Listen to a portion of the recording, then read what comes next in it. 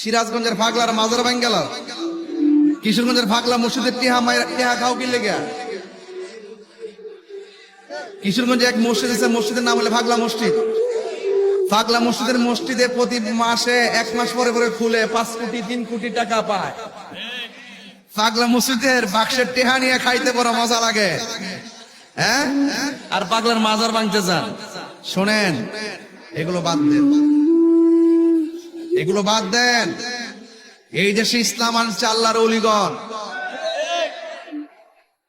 যারা ইসলাম প্রচার কইরা ধুতি খুললে আমরা লুঙ্গি পরাই দিয়া আমরা কালিমার তালকিন দিয়ে গেছে।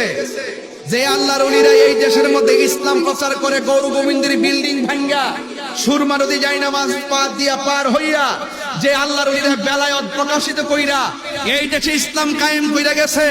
এখন তোমরা আইছো যারা ইসলাম কায়েম কইরা জান্নাতের বাগান সাজা রওজায় ঘুমাচ্ছে, আর তোমরা আসছো ওই ওলি আল্লাহর মাজার ভাঙ্গা আবার কোন ইসলাম পালন করতে চাও আমার বুঝে আসে না।